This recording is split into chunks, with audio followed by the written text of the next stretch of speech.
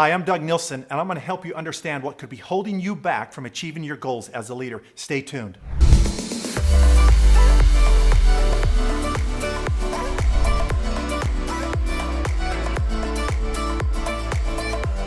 So what is really holding you back from achieving your goals? And I'll bet it's not what you think.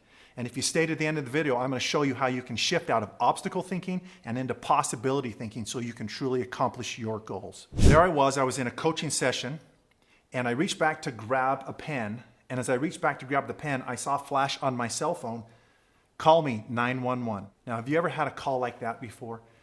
It stopped me dead in my tracks. I excused myself from the coaching session, went out, and I called my sister back. And I said, "Hey, what's going on?" And she said, "I have some bad news for you." And I said, well, what do you mean? She said, "Dad's gone, he's dead."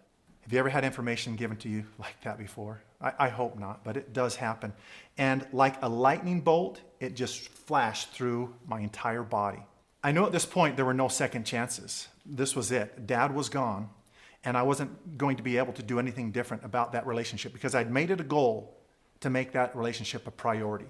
But had I allowed the busyness of life, the things that I thought were important but really weren't, to get in the way of things that really were, because the idea, regret is one of the most difficult things that we can live with as a human being.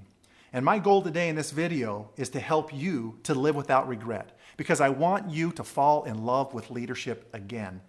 But one thing will rob it all from you. It will take it away from you and give you regret, and that simply is obstacle thinking. That's the cynicism, that's the sarcasm, that's the passivity.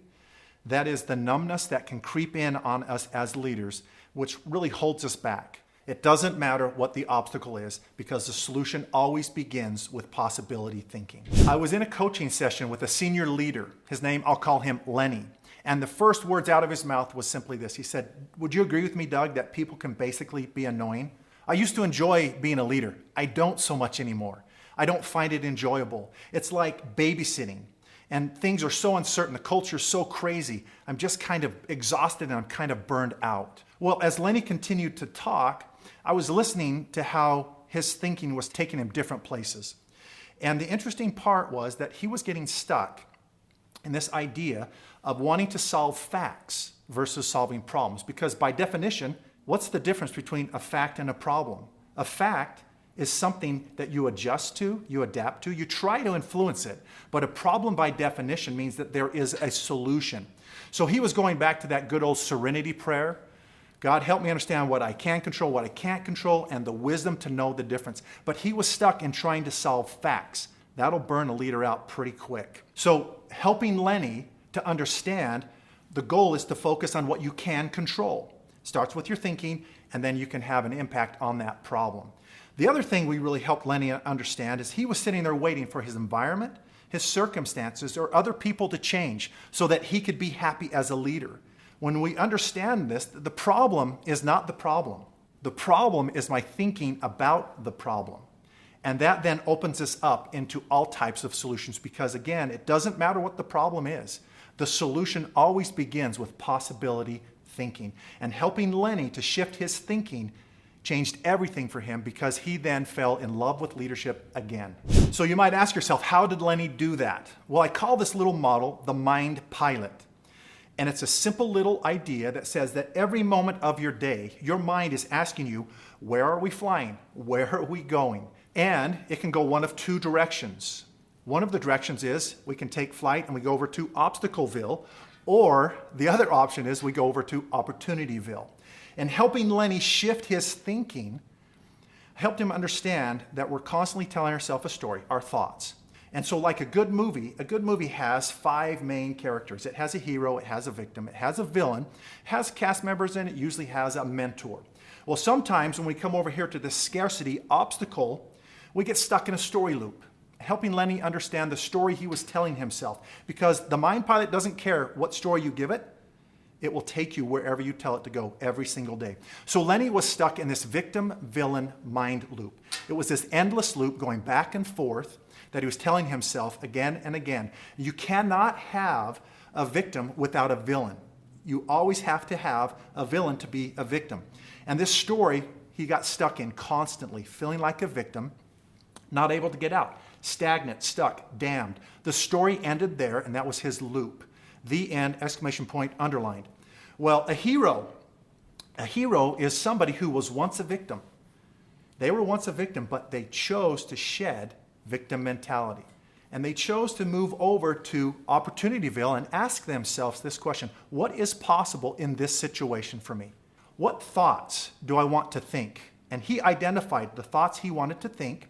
And also, this is a key that most of us miss when it comes to goals. What emotion do you want to feel working towards that goal and ultimately taking action?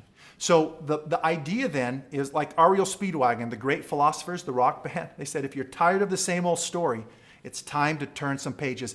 And you can write yourself in your life either as the victim and getting stuck in this loop, or you can write yourself at any given time into possibility, being a hero, creating and growing the direction you want to go towards your goals as a leader. So before I share with you how to exactly apply this in your own life, I want you to subscribe below. Click that button, do that now. And I've been a member of the National Speakers Association for over 10 years, and I've absolutely loved it. It's been one of the best things I've done for my career, and I really want you to subscribe below because you might be interested in joining as well. So I want to share with you how you can apply this to your life right now. What is the definition of faith and fear? Well, the definition of faith is believing that what you can't see and what you feel will happen. What's the definition then of fear?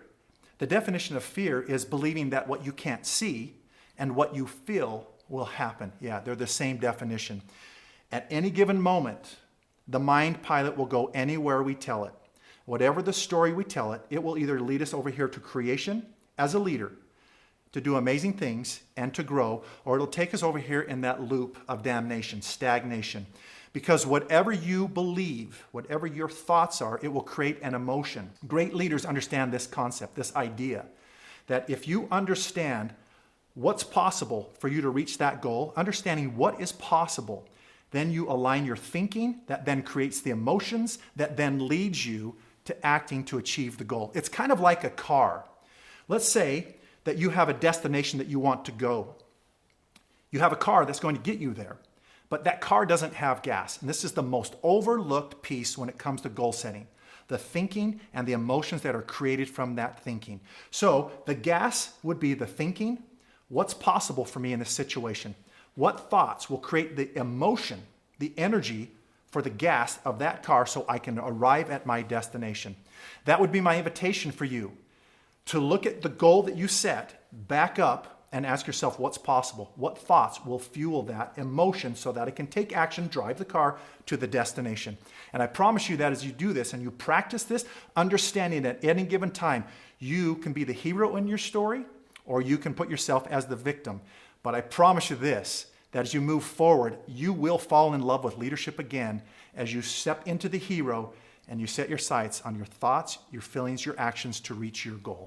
I have a free gift to give to you, and all that you need to do is click the link below. And it's a mini course that will help you to live your best day. It's titled The Ultimate Guide to Living Your Best Day Every Day.